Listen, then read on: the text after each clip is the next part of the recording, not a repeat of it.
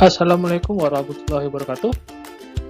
Bertemu lagi dengan saya Pak Ardi di mata pelajaran informatika dengan materi pokok algoritma dan pemrograman untuk kelas 9 semester ganjil SMP Negeri 2 Mandau. Materi pokok yang akan kita pelajari adalah algoritma dan pemrograman komputer. Kompetensi dasar dan indikator pencapaian kompetensi, yaitu pada 3.6 memahami bahwa sebuah program dapat didekomposisi menjadi subprogram. 4.6 mengimplementasi sebuah program yang memakai atau mengandung subprogram, prosedur atau fungsi. Tujuan pembelajaran: setelah mengikuti serangkaian pembelajaran, diharapkan peserta didik pertama, mampu membuat program kalkulator sederhana dengan benar dan percaya diri. Kedua, mampu menggunakan program aplikasi bahasa pemrograman Microsoft Visual Basic 6.0 dengan benar dan percaya diri.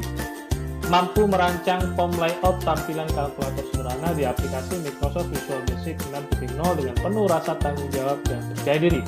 Mampu mengatur komponen objek yang digunakan pada form dengan benar dan teliti.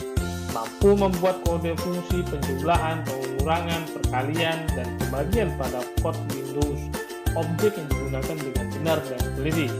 Mampu mengatur warna dan nama pada properties form, label, text box, comment dengan benar dan teliti.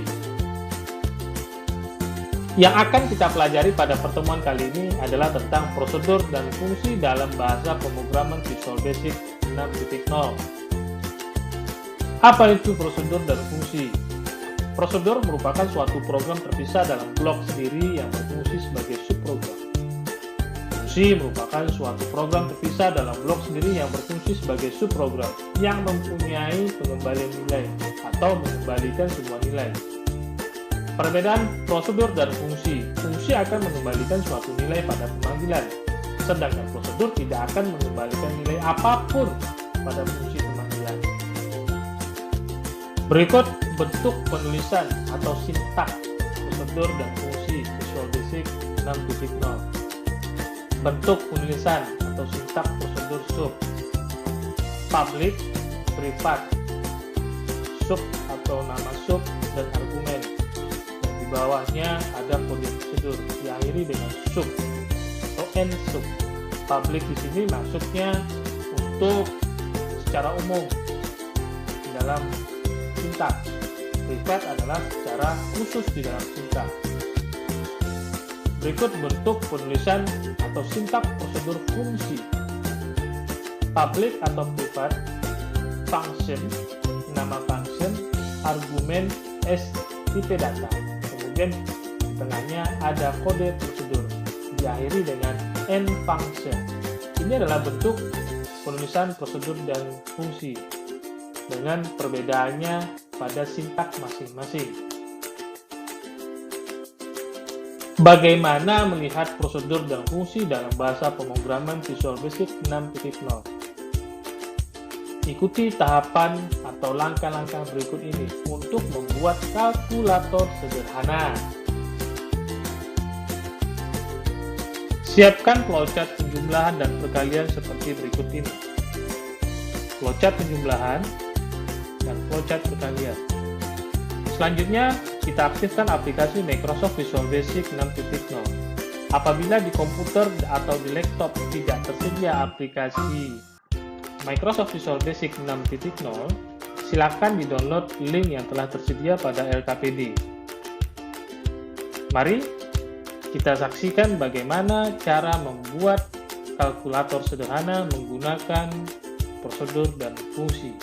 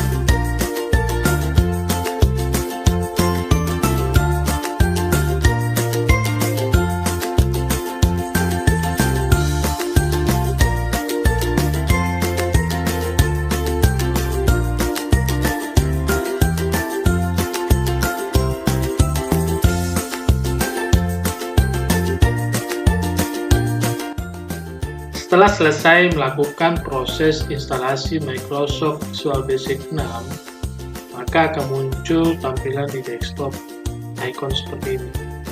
Selanjutnya kita klik 2 kali. Kita tunggu beberapa saat. Nah, akan diarahkan ke tampilan berikut ini. Ya, pada tampilan berikut ini, bagian tab New, kita klik Standard Exe. Apabila telah memiliki file yang dibuat, maka silakan diklik Reset. Pilih project yang akan diaktifkan. Nah, kebetulan kita menggunakan atau membuat yang baru, maka kita klik New. Klik Standard Exe, kemudian Open. Maka Visual Basic akan mengarahkan ke halaman form 1 atau project 1. Nah, sampai di sini, sebelum kita melakukan tahap pembuatan prosedur dan fungsi kalkulator sederhana, yang harus kita lakukan adalah mengatur ukuran form yang ada pada tampilan ini dengan cara klik sudut sini, tekan tahan, digeser ke kiri atau ke kanan atau ke bawah atau dikecilkan ke atas. Jika tidak menggunakan tombol sudut ini, bisa menggunakan tombol yang ada di sini. Nah, sekarang kita gunakan ukuran seperti ini. Sampai tahap di sini, kita gunakan properties yang tersedia bagian kanan. Ya. Properties ini bisa kita tekan tahan tarik atau kita pindahkan lagi. Ya. Nah, selanjutnya kita memberi nama pada form. Kita beri nama dengan nama kalkulator sederhana. Ya, maka akan muncul di sini ada taskbar di atas form, taskbar form. Kemudian kita memberi pewarnaan pada tampilan form dengan cara kita pilih properties back color, klik. Boleh digunakan menggunakan item pada sistem ya, seperti menu, seperti Windows background. Jika tidak ingin menggunakan warna ini atau menggunakan warna lain, silakan pilih palette. Nah, di sini silakan pilih warna yang disukai atau warna yang sesuai. Ya, kita akan coba menggunakan warna kuning muda. Nah, setelah sampai di sini, kita masuk ke tahap selanjutnya, yaitu pengaturan border style. Model bentuk formnya seperti apa? Ya, macam-macam bentuk, boleh kita gunain. Contoh kita jalankan, tampilannya seperti ini, ya, atau fix dialog, tampilannya seperti ini, lebih menarik, atau fix, ya, kita gunakan yang fix dialog. Nah, selanjutnya kita bisa menggeser posisi di sini. Di sini adalah fill color, ini fill style. Ada yang transparan, ya, macam-macam. Ada yang solid, ya. Nah, kita gunakan yang transparan. Setelah selesai kita melakukan pengaturan di sini, kita klik Windows Startup Position. Kita menginginkan tampilan ini berada di tengah. Nah, sekarang ini berada di posisi kanan. Nah, kita ubah Startup Position-nya menjadi tengah, center screen. Ya, maka dia berada di tengah, atau center all, sama. Ya. Kemudian yang tadi fill style-nya sudah benar, bordernya kita gunakan fix single saja, ya, seperti ini. Selanjutnya kita menggunakan objek komponen yang ada di sebelah kiri tampilan ini. Ya, yang akan kita gunakan adalah text box, comment button, label. Langkah pertama kita klik label.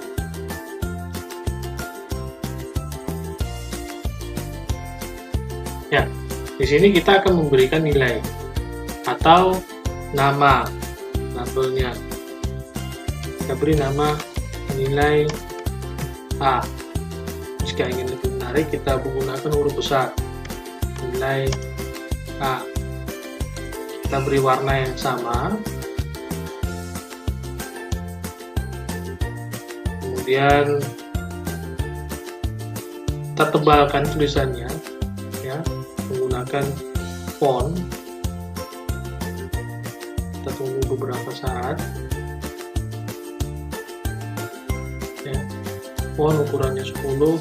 Ingin menggunakan jenis huruf yang lain boleh, ya, silakan sesuai dengan selera. Kemudian kita masuk yang label kedua, sama, kita tebalkan dulu ukuran 10. Kita beri nama nilai B. Kita beri warna yang sama yang lebih menarik. Kita atur posisinya.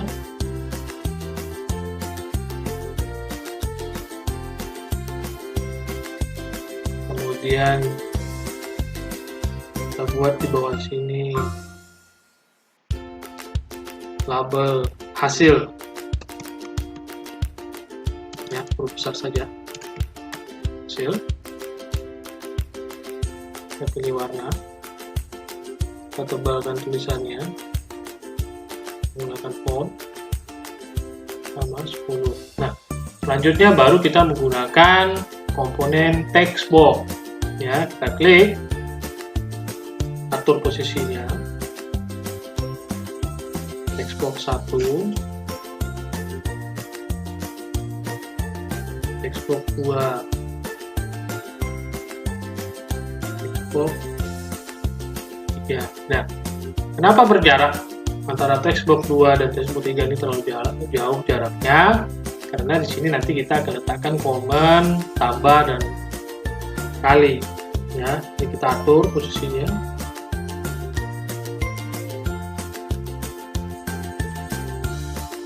Dekatkan sedikit.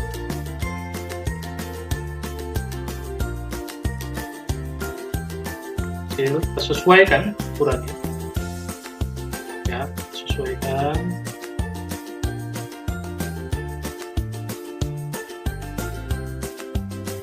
Nah, setelah selesai, tulisan di dalam ini harus kita hapus. Berarti dalam keadaan kosong, ya. Kemudian kita memberi nama properti pada text box, ya, atau name. Ya, langkah pertama kita memberi nama properti. Kita beri nama propertinya text A, txta, txt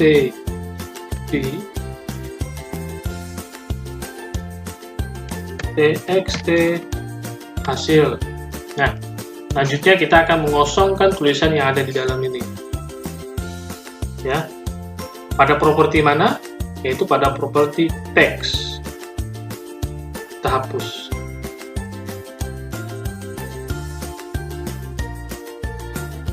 Hapus. Ya, selesai.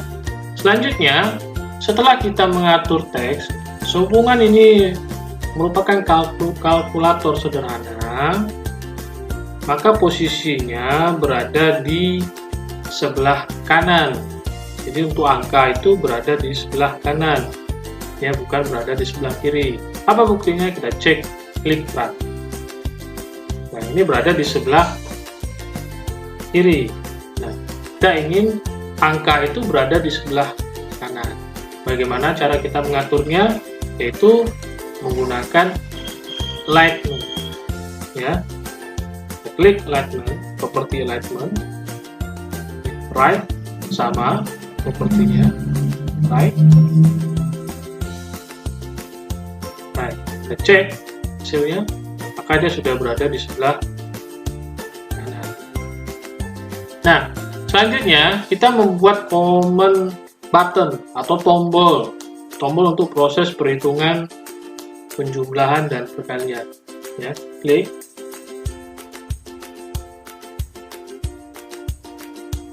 Klik di sini.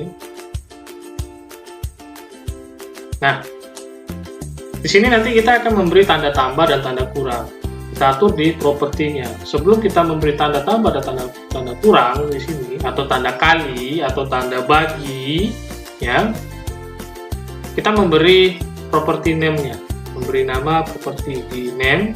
Ya, di sini saya buat CMD kali.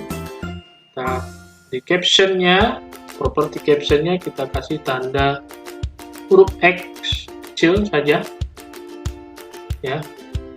Kemudian di command button kedua juga sama, name-nya kita beri nama CMD tambah, caption-nya kita buat tanda tambah. Nah, setelah selesai proses ini, kita cek di run, ya. Inilah bentuk hasilnya. Ya. Selanjutnya kita membuat command button untuk bersih. Bersih ini maksudnya, atau clear ini maksudnya, apabila kita ingin memberi ada nilai di dalam textbox ini dan kita ingin memasukkan angka textbox baru atau angka baru atau nilai baru, maka kita harus clearkan dulu atau kita bersihkan dulu atau kita kosongkan dahulu. Ya, nanti ada beberapa perintah yang akan kita ketik di dalam command ini. Ya. Contoh kita buat di sini 12. Nah, kita klik command ini, ya. Maka yang 12 ini kembali ke dalam keadaan kosong, ya. Tidak dalam keadaan berisi, ya. Termasuk juga hasil juga nanti dalam keadaan kosong. Nah, kita beri nama propertinya, ya. CMD bersih, ya. Kemudian kita beri caption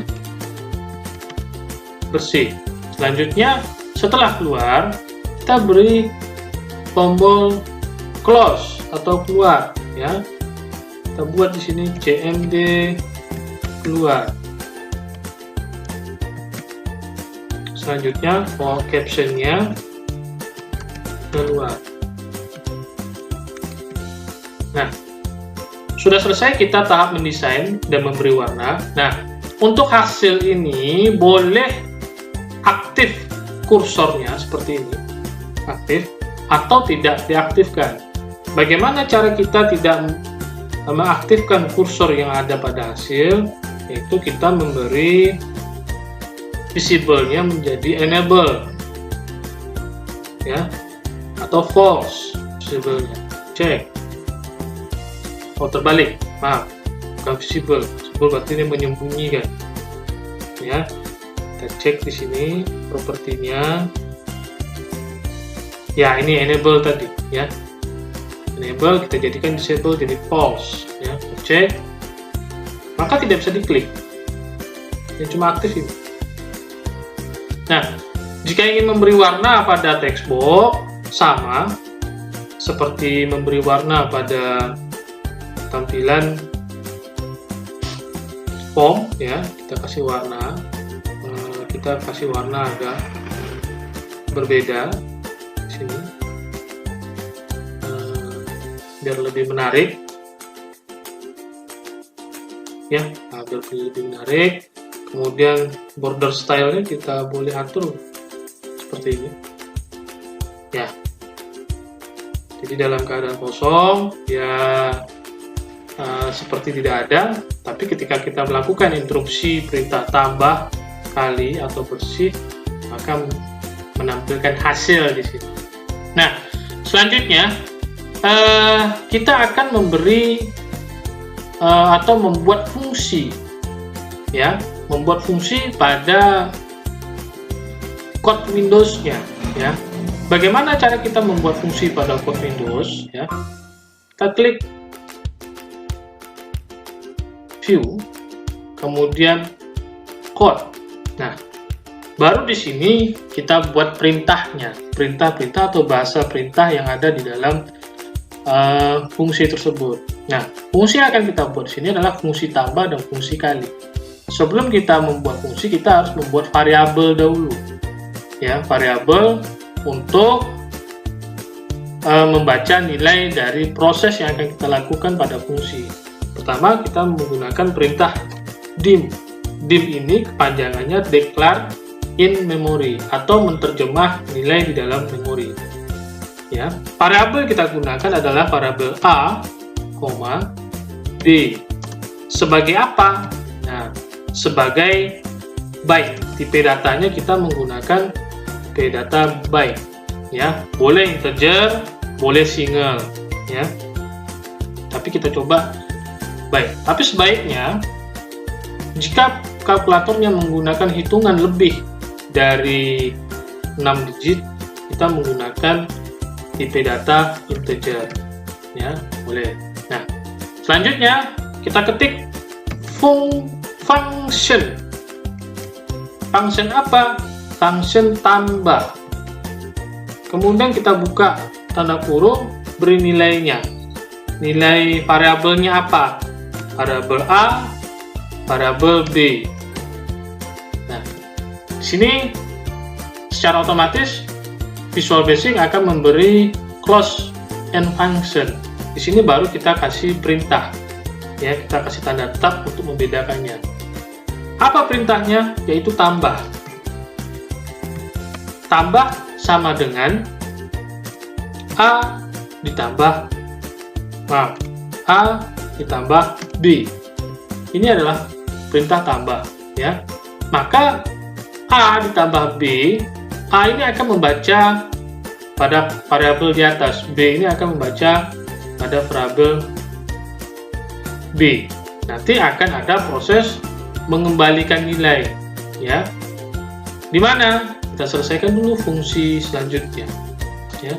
Kemudian kita buat function kali dengan variabel sama, ya, A, B, tutup kurung. Kemudian kita buat kali sama dengan A dikali B. Nah, setelah selesai kita proses pembuatan fungsi yang kita inginkan, ya, seperti fungsi kurang, fungsi bagi, bisa kita tambah di sini. Ya, silakan nanti yang menggunakan atau mencoba membuatnya ditambah fungsi sendiri di sini, fungsi kurang, fungsi kali. Nah, kita cukup sekali pembuatan aja pada fungsi ini, ya, tidak perlu berkali-kali. Nanti tinggal kita panggil pada prosedurnya. Setelah selesai kita membuat fungsi yang tadi, selanjutnya kita akan membuat prosedur event click. Ya, ketika ini kita kasih event click, maka akan terjadi proses penambahan antara teks txt A, txt B, dan akan memunculkan hasil.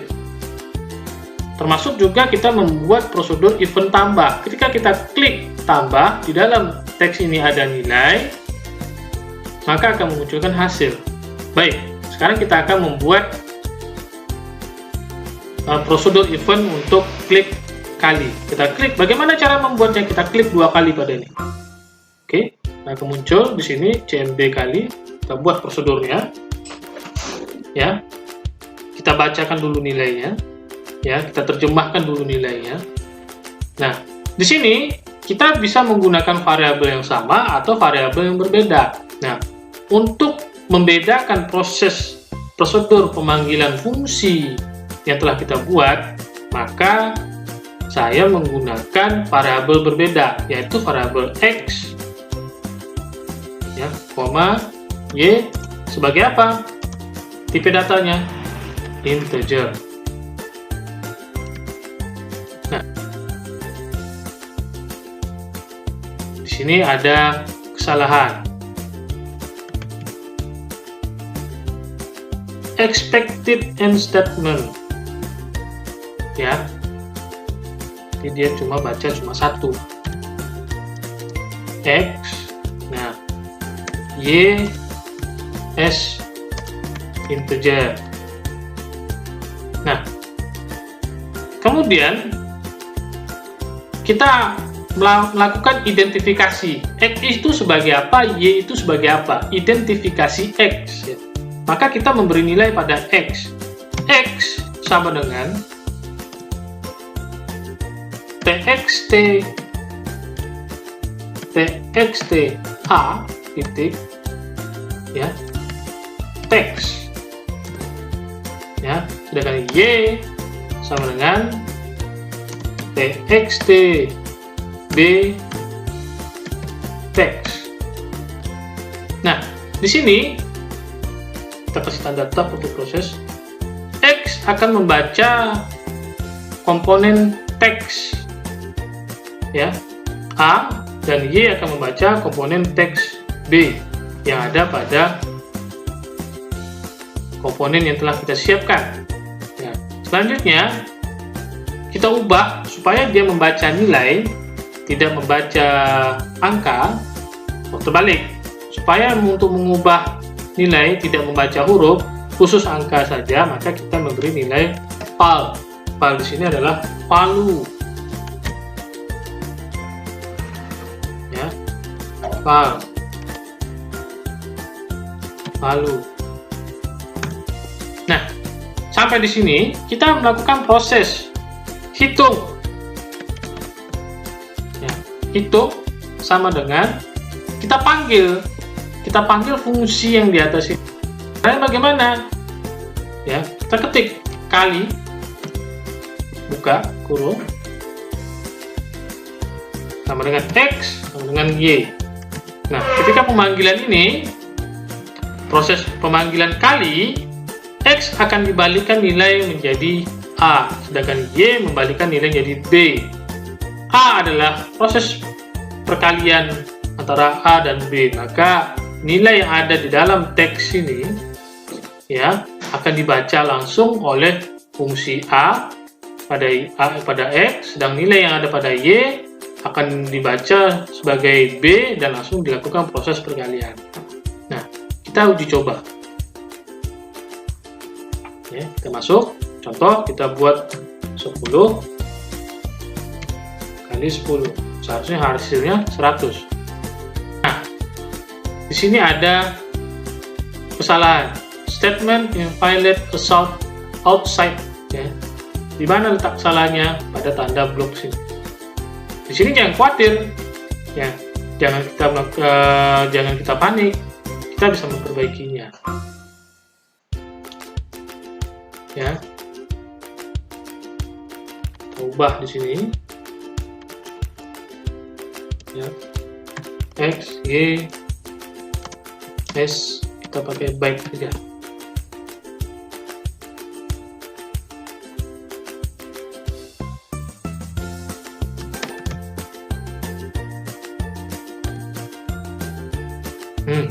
Di mana letak salahnya? Ya. Nah, di sini kita butuh ketelitian. Ini sudah betul. Byte saya buat integer menjadi byte. Ya. Kita kembalikan lagi integer. Nah, di sini juga ada kesalahan. Diketik S, tidak mau integer. Ya. Letak salahnya. Coba kita ulangi lagi. Integer. Apa pesannya? End of statement. Ya. End of statement ini maksudnya kita harus menerjemahkan menggunakan perintah dim. Oke. Tidak ada error. Nah, kita coba. Ini kena ada spasi. Oh ya, apa yang terjadi di sini kesalahannya? Use defined type not defined. Artinya apa? Di sini tulisannya integer, di sini tulisannya integer. Ya, hati-hati dalam pengetikan. Kita coba. Nah, coba berhasil. Sekarang kita ketik 10 kali. Tidak ada proses. Kenapa tidak ada proses? Karena tidak membaca nilai TXT hasil. Bagaimana cara kita membuat TXT hasil? Nah, kita harus menerjemah, seharusnya bukan menggunakan hitung. Hitung ini merupakan variabel, maka tidak dikenali. Sehingga tidak dikenali, maka tidak dilakukan proses. Nah, ada dua cara untuk supaya terjadinya proses. Cara pertama, ya, kita balikkan nilai hitung TXT hasil teks, kita klik saja terus spasi sama dengan hitung. Coba 10 kali 10 error. Kenapa? Ada yang salah. Di mana salahnya? Sama dengannya. Proses lagi, coba lagi. Kenapa tidak berhasil? Nah, di mana letak salahnya? Hitung kita bisa kasih variabel di sini. Hitung. Ya. Coba 10. Nah, 0. Seharusnya ada nilai 10 kali 10 kan 100. Ya. Coba. Maka seperti itu dia tidak membaca. Nah, cara yang terbaik bagaimana? Ya, kita langsung saja TXT hasil teks. Ini kita hapus. Oke, terang 10 kali 12 kita kali. Nah, berhasil bukan? Hasilnya 100 jadi 120 ya. Nah, setelah proses ini kita ingin melakukan penambahan atau menukarkan angka ya, kita pengen dengan angka yang lain misalnya, maka klik bersih. Nah, bersih juga tidak berfungsi, tambah juga tidak berfungsi. Maka selanjutnya kita akan membuat prosedur tambah ya. Caranya bagaimana? Bisa dari sini CMD tambah, atau kita klik 2 kali sini juga bisa. Itu jalan pintas yang paling baik. Kita klik dim x y s integer. Ya, apakah nilai x pada CMD tambah ini bisa dibaca pada CMD kali? Tidak. Kenapa? Sifatnya privat. Ya. Atau kita melakukan pemanggilan di sini juga bisa. Ya, kita buat satu lagi di sini, kita deklarasikan variabelnya. Ya. Jadi kita mendeklarasikan di dalam sub privat. Ya. Jadi kita boleh menggunakan variabel yang sama karena sub privat yang kali dan tambah tidak saling membaca atau tidak saling mengenal. Sama caranya kita terjemahkan ya, file txt a teks. Ini tanda ini menandakan bahwa komponen tersebut ada ya. Y sama dengan file buka kurung txt b titik txt kurung. Kemudian kita langsung txt hasil teks sama dengan fungsi apa kita panggil? Ya, fungsi tambah. Maka kita balikan nilainya menjadi x y. Ya. Selesai proses pembuatan prosedur untuk event klik. Nah, sekarang kita coba. Ya, tadi kita 10 tambah kali 12 ya. Hasilnya 120. Kalau tambah menjadi 22, kita coba. Ternyata benar. Ya. Nah, langkah selanjutnya apa lagi? Kita memberi event prosedur pada bersih dan prosedur pada buat ya, supaya lebih menarik. Ya, kita klik 2 kali pada bersih. Nah, kalau seperti ini mudah. Cara bagaimana? txt a teks ya sama dengan petik 2, kita kosongkan. txt b teks sama dengan ya. Kemudian txt hasil juga harus kita kosongkan. Teks sama dengan ya petik 2. Kemudian pada event prosedur keluar apa? Ya, ini sangat mudah. Kita kasih tanda N atau akhir. Ya, N atau keluar dari semua prosedur. Baik, kita akan mencoba. Nah, kita buat di sini 10, sini 13. Ya, 130. Kalau kita tambah berapa hasilnya? 23. Nah, kalau kita kosongkan bagaimana? Ya, ternyata bersih. Ternyata textbooknya dalam keadaan kosong. Kita kasih misalnya 150, kita kali 2, 3, 4 kali ini hasilnya, kita tambah bagaimana? Kemudian kita bersihkan lagi ya. Apakah keluar akan berfungsi? Kita klik ya, ternyata berfungsi ya. Itulah tutorial sederhana dalam pembuatan kalkulator sederhana. Silakan bagi yang menonton ini berimajinasi untuk menambah komponen yang lain seperti kurang dan bagi. Nah, apakah bisa digunakan untuk fungsi matematik yang lainnya seperti luas, kolom, hitungan KPK, bilangan KPK dan lain-lain? Bisa. Ya, yang penting kita buatkan dahulu algoritmanya, baru kemudian kita terjemahkan ke dalam bahasa pemrograman. Ya, sekian dulu. Jangan lupa like and subscribe. Assalamualaikum warahmatullahi wabarakatuh.